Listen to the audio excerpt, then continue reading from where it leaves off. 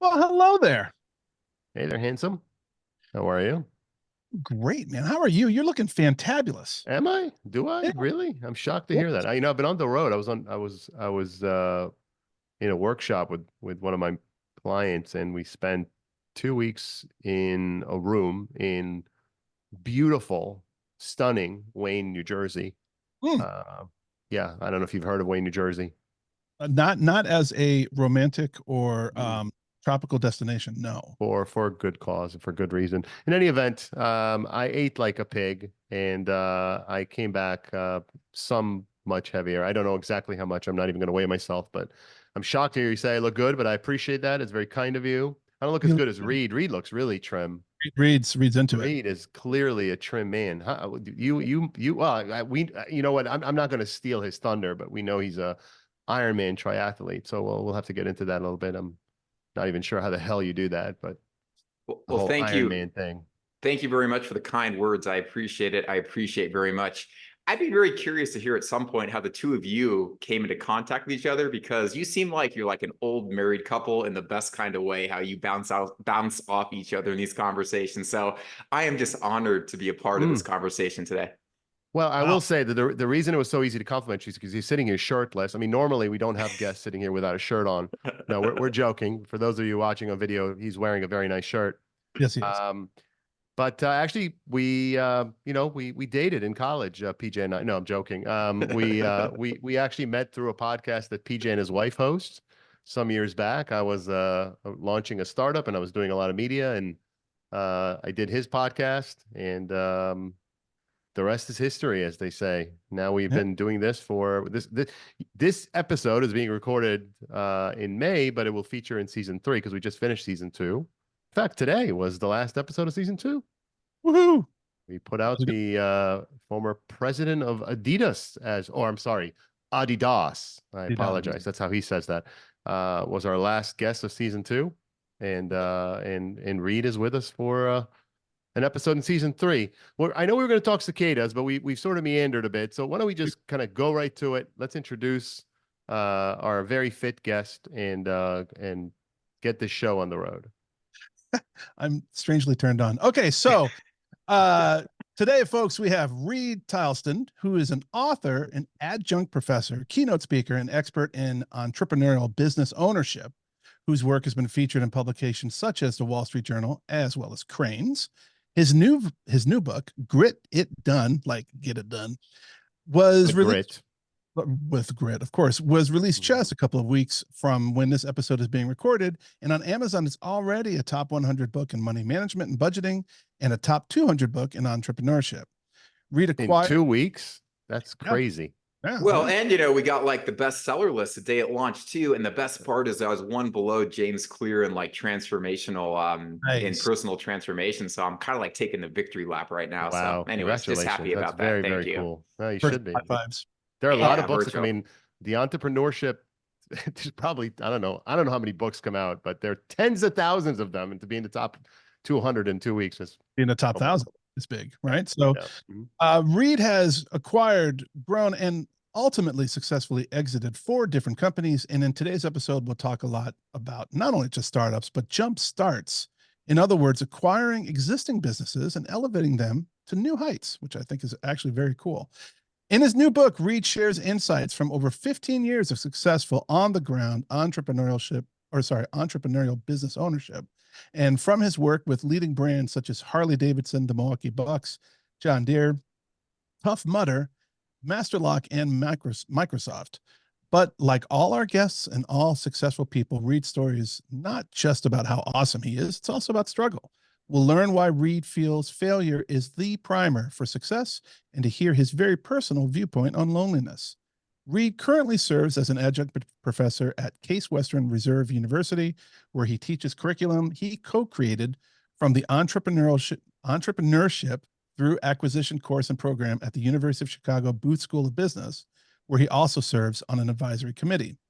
Lest you think that Reid is just some dude, chilling out, boring entrepreneur. He's also an Eagle Scout, an Ironman triathlete, and a graduate of the National Outdoors Leadership School, which I actually did not know existed.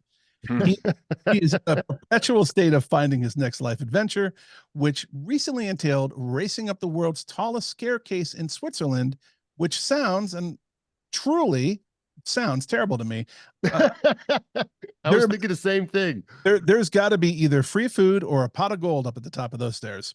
Reid, thank you so very much for joining us today on the Braving Business Podcast. It is an absolute honor to be here. And I just had so much fun watching listen to the two of you interact the last 5 minutes. It's been the highlight of my day. So thank you for the opportunity. That's so kind of you. Well, we appreciate that. We appreciate having you on. It's always fun to talk to someone that's going to introduce something new. And there are a couple of things about this conversation that I'm excited to talk about.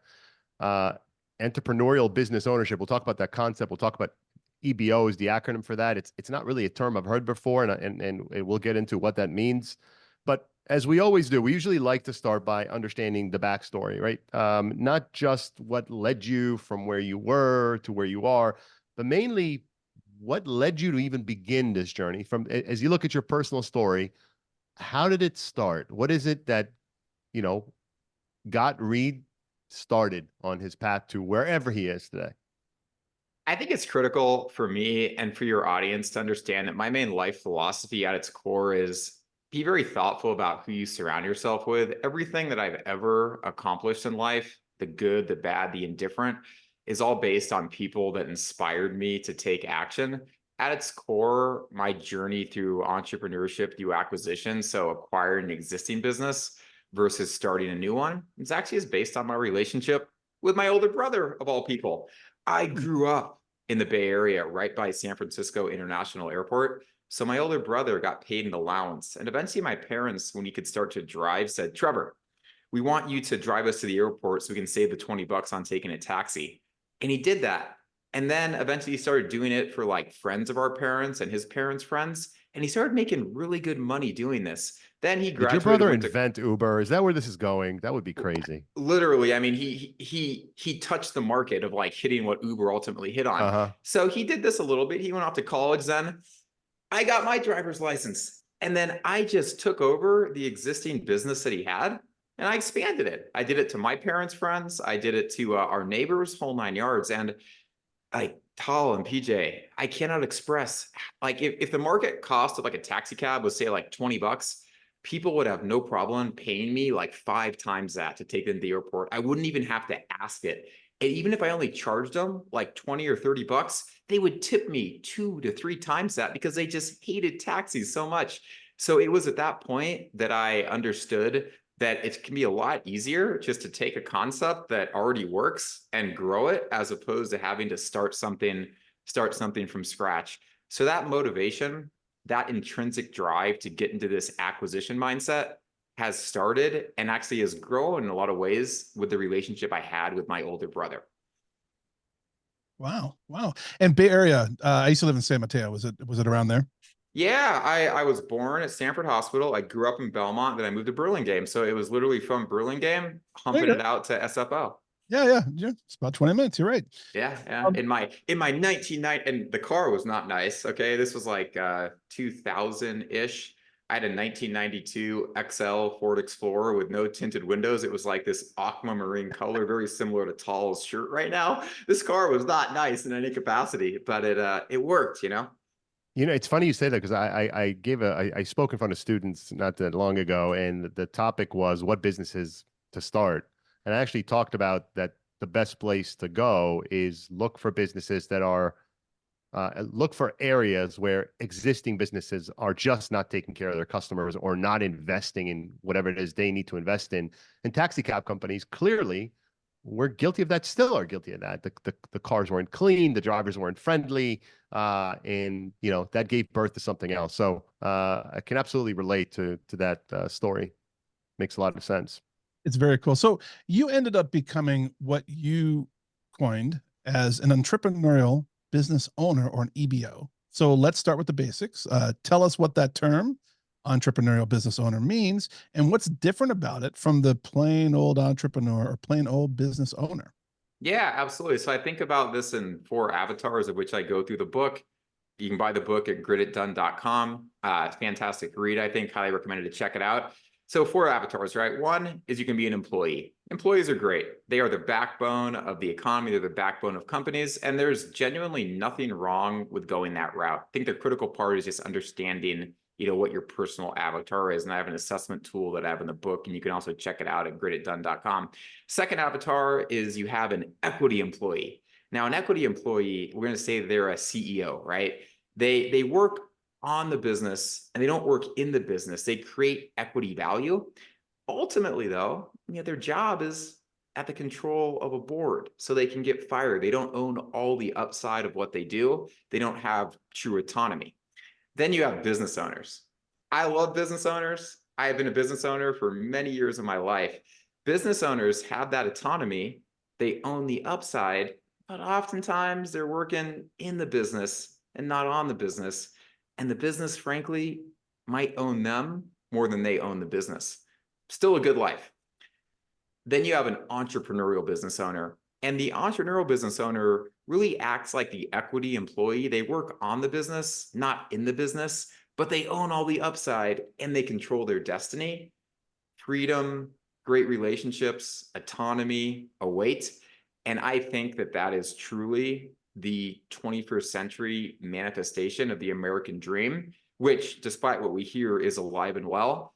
And the core reason that I'm, taking the time to talk to you today and engage your audience, it's about how they can live their American dream. And that's what I wrote the book for. So there's a roadmap based on what I've done that will allow your audience to do that.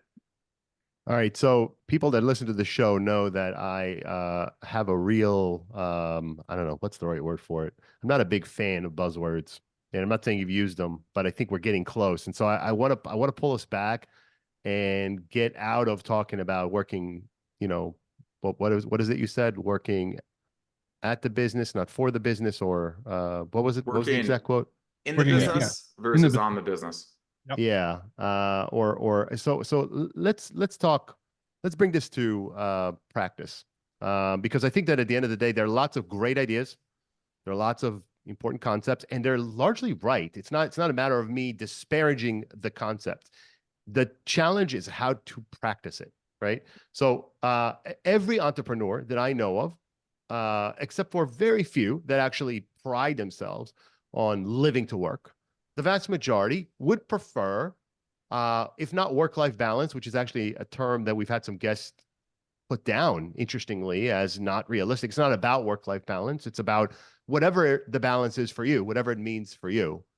Help me understand what, outside of the, the highfalutin concepts, which you didn't coin, I didn't coin, they've been around.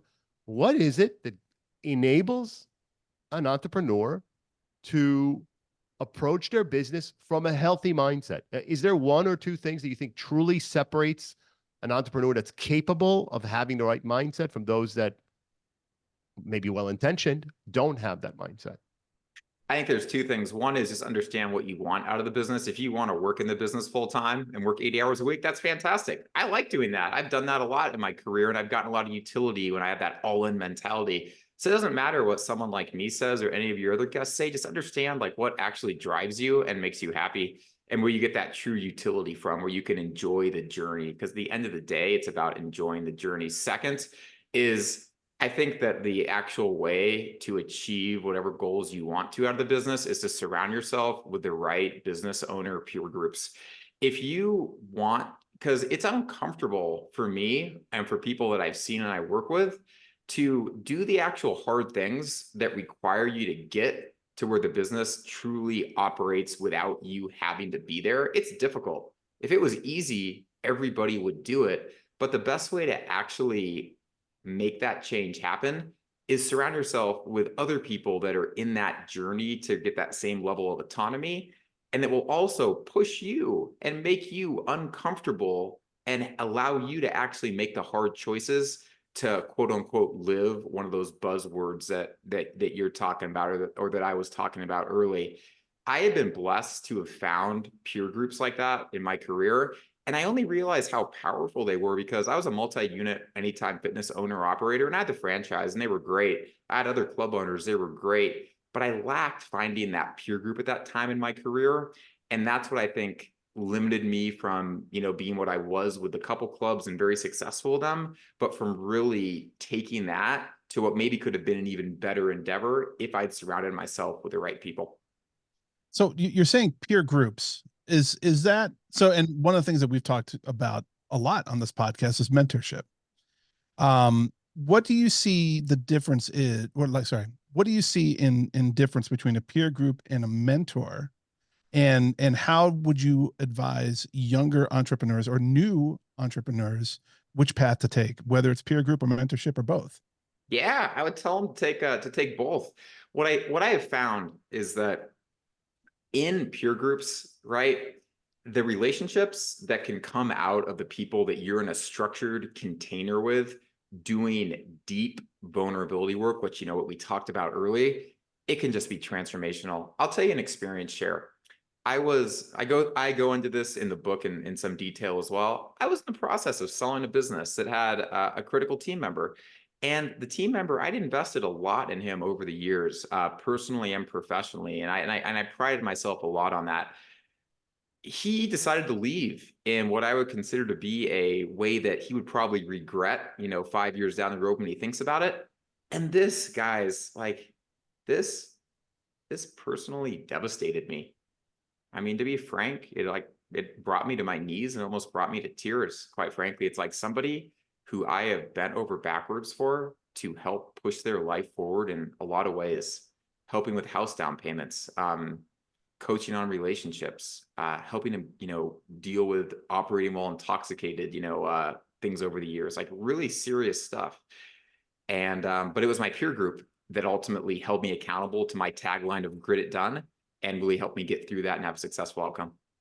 Let's dig into the story because, it's interesting. You said a couple of things that I truly believe are fundamental to happiness and success. Surround yourself with people that are, going to bring you closer to whatever it is your life goals are, and look for people that are going to hold you accountable. I mean, I think both those things are critical, and we will in our lives run into people such as the person that you just mentioned who will break our hearts. And the challenge in those moments is to be able to separate, and I'm going to use a bit of a cliche, the signal from the noise. You're going to have people who the experience is crap. Okay. Someone let you down. The signal is perhaps you are not expecting enough out of people, or you're willing to accept less than what you deserve. In this story, I mean, what did you learn from it? You were held accountable. It brought you to your knees. What did you learn from it?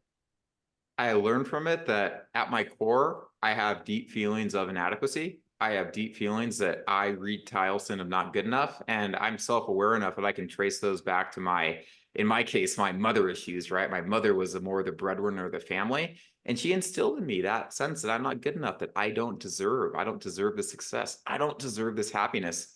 All it takes, so simple, is it takes people that see that, they see that vulnerability, they see that sense of shame, they see that me and be like, dude, Reid, you're an idiot, man. Like, this is not that big a deal. It sucks. It's like a problem, but you tell us every week, there's no problems in life, only solutions. Like, step it up, stop the world's smallest violin, just go out there, hire a replacement and get it done. So I've learned that peer groups, get ready. It's going to be a tagline here. Okay. Peer groups, I've learned over the years, can save me from myself. It is as simple as that. Because I tell myself whatever stories I want to in my head. Peer groups that know me and know me well can hold me accountable. Yeah. So much to unpack there. Yeah, go ahead, PJ. Well, I was going to say it's super interesting. First of all, thank you for being vulnerable and sharing these kind of things. It really helps us get to know you and get to know your drivers and to get to know where you're coming from. And so we're very appreciative of that. And I'm sorry you went through that growing up, right? No, there's no child that should feel inadequate or not good enough, especially from a parent. And so that sucks. Your peer groups, though, they could also, so yes, they're from what I'm getting, what you're saying is they're like the backstop, right? Like they help you from regressing further and pushing you forward, which is awesome. I will say though that there are times when you're going through something traumatic, when you're dealing with something that has been castigated upon you that is not you, right? Where someone has an opinion of you, or someone says something deep or directed that's extremely negative about you, and it's not you. It's still a process. It's still something that you got to work through because it friggin' sucks, right? I've had that done to myself personally. I'm sure many other people who are listening to this can also relate. How did your peer group, or even did your peer group help you on that side, the repair part? Not so much the get out there, rub some dirt on it, you're going to be okay, kid, which is also super important and great. But what about the repair part? What about making sure that Reid Tileston is inside as rock solid as he can be? It's a good question. I think that it's a dialectic between, the validation, right, and the push. But what it really comes down to is that because this particular peer group, and I was a member of two of them at the time, but I'm going to talk about one person in one peer group. I had known this individual. We've been doing this work for a number of years, and we meet once a month for a number of hours, and we get really deep. We get really vulnerable about personal issues, about work issues. So these individuals, like they can see through my soul. You guys just met me, right? These people know everything about me. They know what makes me click. And in the same way, they can, be effective in, I guess, like raising their children, because they know their children so well. They know me on that level. So they know the kind of love that I need at the time. They know the kind of push that I need at the time. And there's no way to substitute for that except the previous vulnerability work that had been done. And also, I'm really open to accepting the coaching and the guidance from them, because when they've been in those similar situations before, which they all had, right, of varying degrees, I've seen them be vulnerable with me, and it gives me that strength to be vulnerable with them.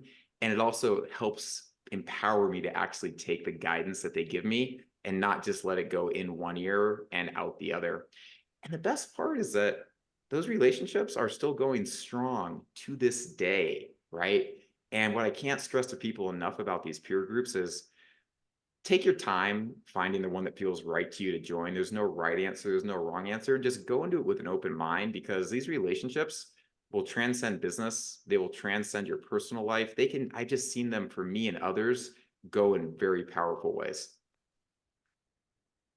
Yeah, Reid, I'm sorry. I go ahead, PJ. If you have a follow-up question, I don't want to interrupt you. I was just going to ask, how did you find your peer group? What did you do to get yourself plugged into such an excellent group of people? Which I'm glad you sought that out, and I'm glad you found that. Because if nothing, you've been extremely vulnerable since the first moment your camera turned on, right? So I appreciate that about you greatly. What did it take to find this peer group, right? Like, it's easy to say there's a peer group out there, but where did you find it? What did you do? Yeah. So one misconception I want to give out to people, which I go into in the book, is that I think people have a misconception that you have to join a peer group like once you're successful. The truth of the matter is you join a peer group to become successful. I cannot illustrate that point enough. But let's go to the intrinsic motivation. Like, why did I actually find these peer groups, later in my career?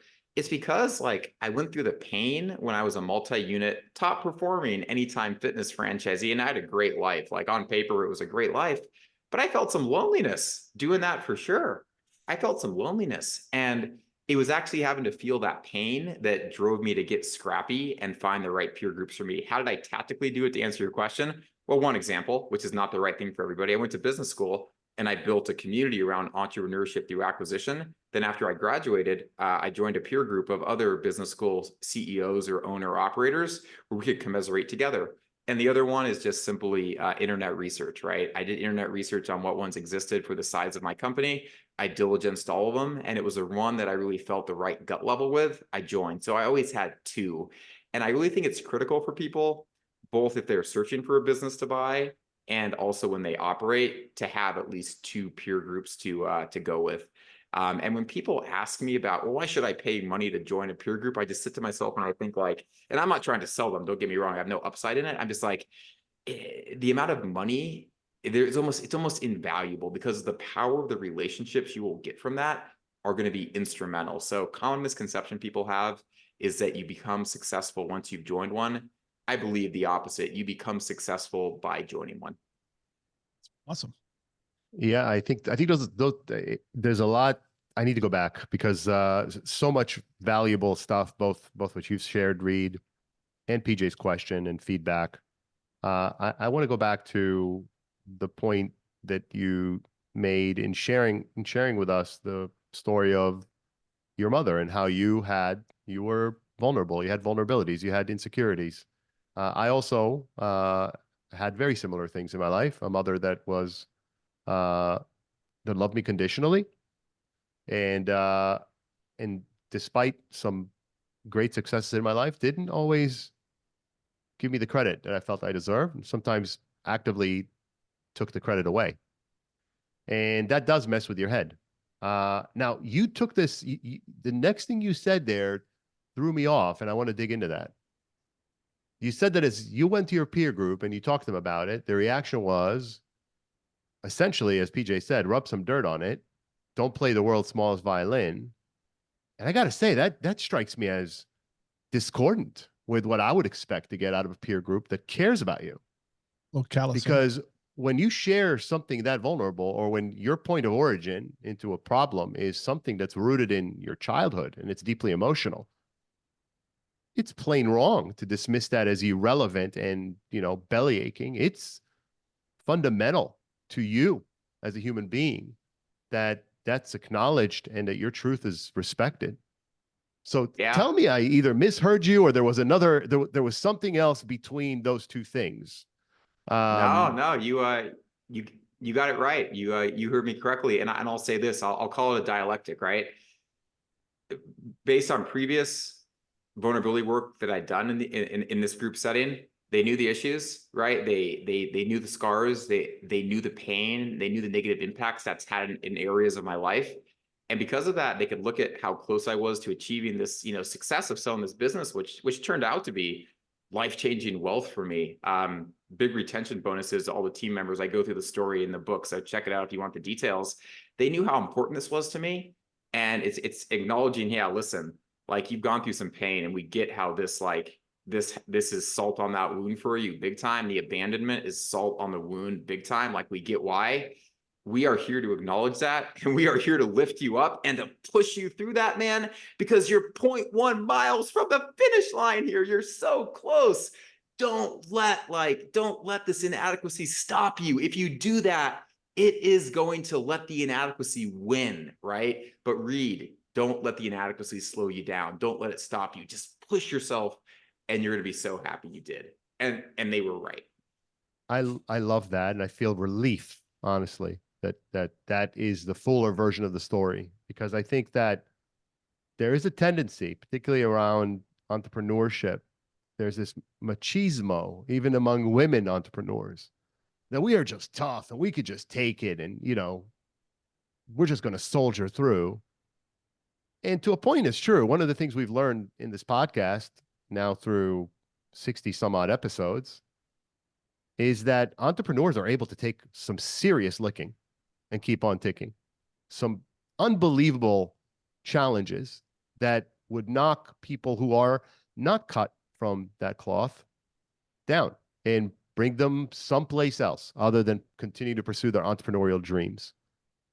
And I love and completely relate to having people in your corner who know you, who respect you, respect your story. They're not about disparaging your story, but who also see your goals, which is what I'm hearing you say, and are able to, if you will, be the wind beneath your wings that your mother wasn't, and push you through.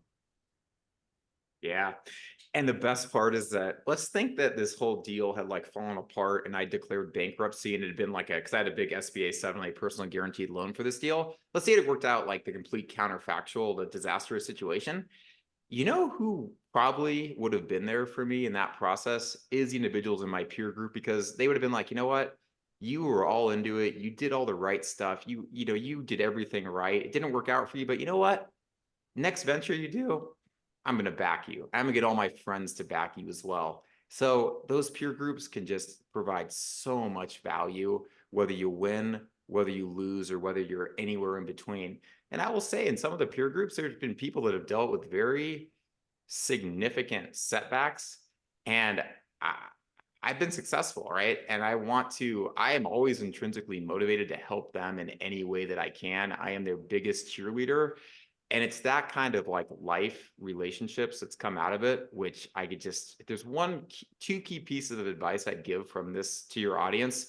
One, if you're not all in, you're in the way. Secondly, join peer groups and really invest yourself on a vulnerable level in them. The rewards can be amazing. Yeah, it's very cool. I want to touch on one thing. I have a follow-up question for everything that you just asked, or said, sorry. But take a look at your history. You're in triathlon, you're a triathlete, you're in Ironman competitions. God bless you. You're running up the tallest staircase in the world. You're an Eagle Scout, which is no small, like, I think sometimes people don't understand the amount of rigor and focus and work it takes to be an Eagle Scout. I'm not one, but I know some. So, and I know that they've dedicated a lot to it. Is that part, but all of that is about pushing yourself, right? All of those, if you boil them down, it means you're striving. You're striving to challenge yourself up that next rung, whatever that next rung is. Are you drawing that from, do you think that part of that motivation is from your past, from your familial relationships, or is that more the peer group stuff, or like, how do you think that? Yeah. No, it's all about the relationships. At the end of the day, it is all about the relationships. I can push myself to go climb the world's tallest staircase. Nissan Trumpenloft, 7 times number of stairs in the Empire State Building, 11,674. So fun time if we want to talk more about that. But I can do that for a couple of reasons. Like, one is that when I was growing up, my mom took me up Half Dome for a day hike, and that like empowered me to know that I can do anything in the endurance world that I want to. Second, outside of that, again, all about relationships. It's my mother that inspires me to go after that endurance stuff, right? It's my brother that inspires me so much to do the entrepreneurship through acquisition. I'm also, by the way, doing a PhD. Year and a half, I'll be done with it on entrepreneurship through acquisition. And the big reason I'm doing that is that my grandma was a professor. She has a PhD. And it's my relationship with her that inspires me to go out and do that doctoral work, right? And the reason I'm an adjunct professor is when I was at Booth, I TA'd teaching assistant for the first class on entrepreneurship through acquisition with 2 first-time adjuncts. I've seen how this class has changed people's lives, including my own, over the years. And I told myself, when I am successful, I'm going to be an adjunct professor because of the positive impact that those 2 professors had on me. Everything that I've ever accomplished and I will accomplish is based on relationships. So I want to dive into entrepreneurship through acquisition.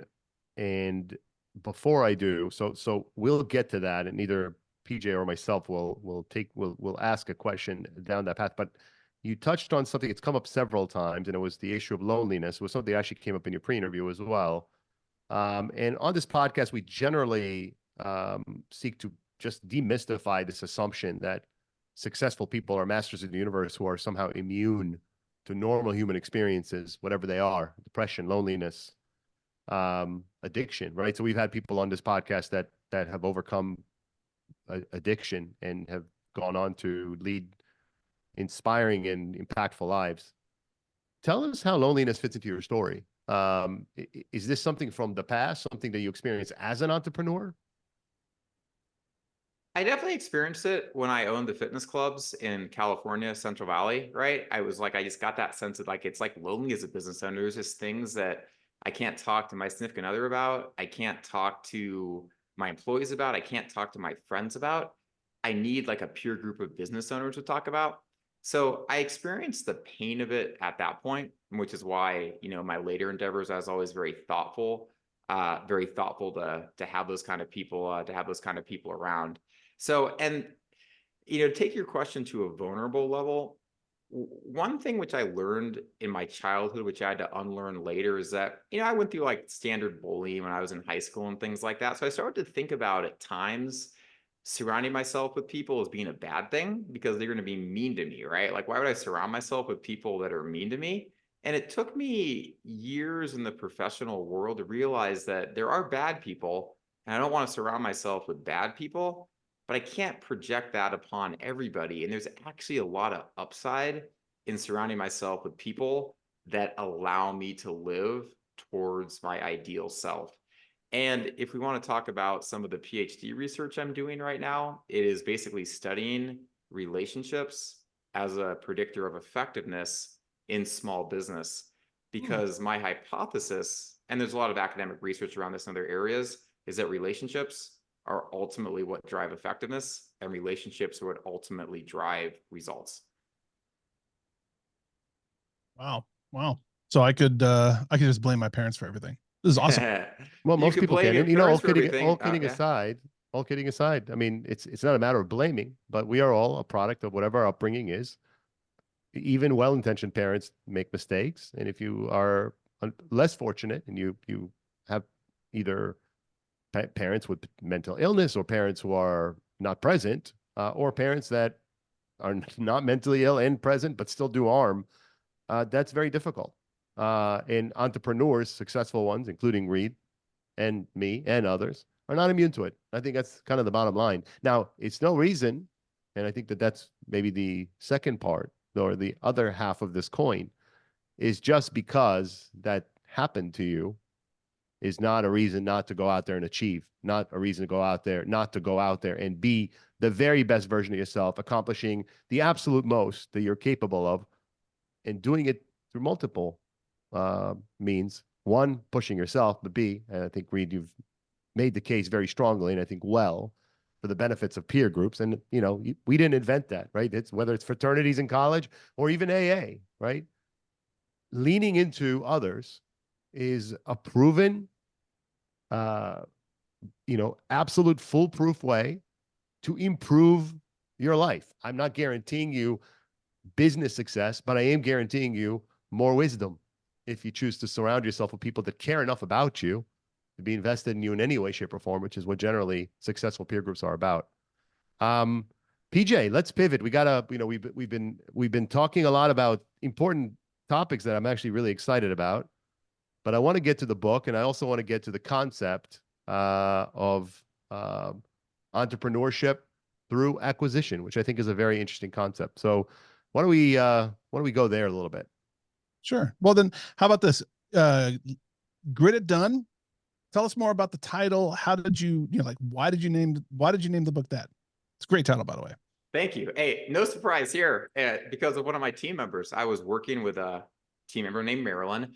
Marilyn's awesome. She has tenacity. She's not really good at balancing books, so not good with numbers, but part of her job is to balance, you know, AR with field service management. So it was late on a Thursday night. It had been a terrible day already, and it was set up to be a really terrible Friday.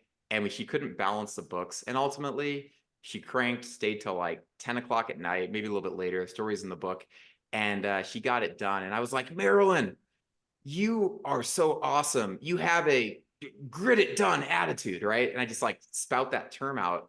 And then fast forward like 4 days, I'm at my peer group business owner CEO thing, and I was telling that story, and my buddy's like, whoa, grit it done. Reid, that's a cool term. He like pulled out his phone, looked it up on the trademark website, and he's like, it's not trademark. He's like, you should trademark that saying. And that's how the term was born. So key person coupled with my peer group, and that's how the book title came about. I like that. You know, most you know, people think that a lot of time and a lot of effort is invested into every cute turn of phrase or every impactful turn of phrase. Many of them just happen.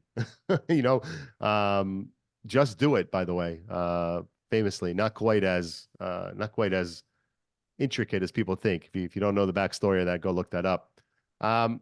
Let's talk about the second half of that. So the book is in part about the journey, but it's also about this concept of entrepreneurship through acquisition.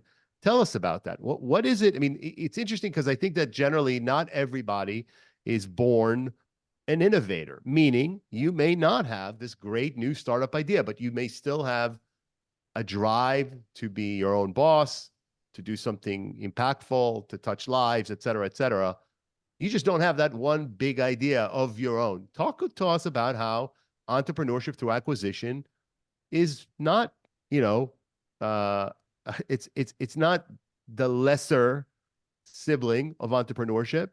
It's another path. Help us understand what this concept means. Yeah, I think you brilliantly summed it up, quite frankly, like nicely done.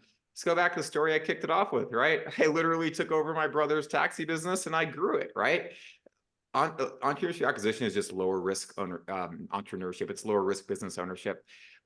10 years, failure rate for startups is 65%.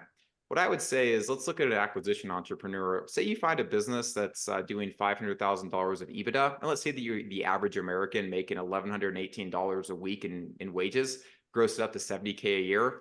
You can go out and buy a business making $500,000 of cash flow. You can lever up 80% with SBA 7A government-backed financing, get a 10% seller's note, put 10% of your personal equity into it, friends and family, savings, whole 9 yards. You're going to make more money while you own that business. Even if you don't grow it at all during that 10 years, once you pay off the debt after 10 years, assuming you bought it for the same multiple or you sold it for the same multiple you bought it for, you're going to have a 7-figure exit. You're going to be you're going to be a millionaire. In addition, I would argue that you're going to have more autonomy, more freedom. You're going to own the upside of your work through that 10 years. You're probably going to enjoy the process more. It's a no-brainer. Is it for everybody? Heck no. It's a ton of work. There's personal guarantees in this world. Failure is real and it has high costs. Is it something that I think every American should seriously consider? Absolutely. And we live in a time now, because of the demographic changes and the silver tsunami of all the small businesses that are going from generation to generation now with all the retiring owners. It's actually a really good time, because of demographic tailwinds, to consider this option. So if I am a $70,000 a year person who wants to go and expand my legacy for my children and make a better life for myself, how do you go about finding these companies that are ready to be swooped up? Well, what I would tell you is that the first step in that process is spend the money to read spend the money and spend the 3 hours to read the book that I wrote about it, which is like the 9 steps to do that. But there's a lot of great literature out there, but the gap that I wanted to fill with it is it's the steps and it's the frameworks that I've applied successfully in my own experience, but it's also coupled with the actual stories of what it's like, some of which we talked about earlier, to actually own and run a small business. Because time is life's ultimate commodity, in my opinion. And I see a lot of people that kick tires in this space. They like the vision for it, but it's not actually the right fit for them. So I hate to see people spend $10,000 on a weekend workshop or a lot more money on like an MBA and just invest their time going down this route if it's not the right step for them. So read the book, get a sense of if it actually inspires you and you get like, yeah, I really, really, really want to do this. And then, reach out to me or reach out to others in the space, schedule a follow-up call, and then we'll talk about what some of those next steps could look like. But the first chapter is essentially assessment, right? And I have a quick little 8-question tool you can take online, which will give you a all in or not all in answer to it. If the answer to that survey is not all in, don't take the time doing it. Go back to whatever it is you're doing before and just find what you can truly be all into. I'm all into this and I get super excited about it for all the reasons I talked about, but it's not for everybody. But my guidance to your audience, my guidance to you is do the assessment part of it first and see if it's something that actually intrinsically fires you up before you spend time on it, before you spend a lot of money on it. That's great. And Reid's book, by the way, is also available on Amazon, and you can contact Reid in the show notes. We're going to have both his LinkedIn and I think your Instagram or something. There's a second. You know what? I should have it. I don't, but there's another way to contact you that'll be in the show notes. You can also obviously contact us at bravingbusiness.com, and we'll be happy to put you in contact with Reid. And Reid, I wonder if you'd be up to making a couple of books available to our audience. If people write in and maybe tell us a story of that would resonate with either PJ or myself, would you be comfortable sharing a couple of books with the audience? Yeah, totally. It's funny because I'm guessing your audience likes Audible. So I have like a couple of Audible promo codes left. So we definitely can get that going, and definitely happy to send you guys a a couple of books as well. Nice, Although I fantastic. gave So most of them away at my book launch party, I think I have like 5 or 6 left. So we have to ask me after this to make sure I still have some. I'll send you guys some your way. Then will I got to go do. order And more. sounds good. We will, to our audience, if you'd like a chance at either an audible or physical copy of Reid's book, go ahead and write to us at braidingbusiness.com. Tell us why you think you should get a hopefully a signed copy of Reid's book, or at least a copy of his. If it's audible, I don't know what he would sign, but that's okay. And we will be happy to hold a raffle, and as we do with many authors, give away a few books. Reid, before we go, there was a quote that you gave us that I was curious about that I wanted to dig into. It's a little rah-rah, but I'm curious what you mean by it. You said, if you're not all in, you're in the way. And I think that, in life, there are moments that you're all in. You may be all in, but there are moments in the day, the week, the month where you are not, the energy level isn't there, and you don't necessarily feel as all in, even though you are as a whole. So help me understand how this is not just a catchphrase. If you're not all in, you're in the way. How do you separate the normal ebbs and flows of life and the fact that you're not always going to be at your best from whatever it is that you mean by this phrase? Yeah, great question. I'm super glad you asked to clarify. In the context of going out and buying a small business, you need to be all in. If you're halfway in, you're halfway out. Now, you can achieve absentee ownership. You can achieve entrepreneurial business ownership, especially if you follow some of the steps in the book. But you need to realize that at least for the first couple of years, you're doing this, if not longer, despite what you might hear in sales pitches or talking to other owners. Make sure that you are really dedicated and you have the time, the resources, and the gumption to dedicate your life to this, whatever that looks like. Make sure you have your spousal support. Make sure you have, your family situation lined up. Make sure you have the right assets lined up. Make sure that in this context of entrepreneurial business ownership, that you are truly all into it. Because if you're not all in, you're in the way, and that can have catastrophic consequences for people. Gosh, I feel so much better having you clear that up, because I can absolutely relate to that. I think that makes a ton of sense to me. In general, in life, whatever your true goals are, personal or professional, you do need to constantly assess how invested you truly are in those goals. And if you realize, and by the way, that requires awareness, and I'm a big advocate of self-awareness through meditation and other means. And it's very, very difficult to actually know what it is that moves you if you're not in good, close connection with yourself. And I know that may sound silly because we talk to ourselves all the time, but actually we don't talk to ourselves the way perhaps we should. A lot of us end up having our mind talk at us as opposed to being mindful about it. And I think what you're talking about really is the opposite of that. It's about making sure that you fully understand what you're looking to do. And if it is in fact what you want, be all in. And I think that makes all the sense in the world. Yeah. And I wrote the book so that people could understand what that lifestyle is actually like and decide if you're rah, let's do it, or I love my business owners, I have a lot of respect for them, but you know what? It's just not for me. And that's awesome too, right? But just don't be in that middle. Don't be in that uncomfortable middle ground. Real quick, is this for small not even mom and pop, but this is for individual businesses that people want to buy, or are you talking about franchises? Talking about both, but in the context of the silver tsunami, I'm talking more about the non-franchise concepts. I think that franchising is a great option as well. And whether or not the silver tsunami is happening or not, franchises are always going to be available out there. It's just a matter of taking something that already works, of which a franchise, at least the right franchise concept is, as opposed to reinventing the wheel. Sure. And what is the silver tsunami? Is it the aging of the population? I think you're talking about basically the baby boomers retiring. Been hearing about that for years, man. They're still not done retiring, the baby boomers.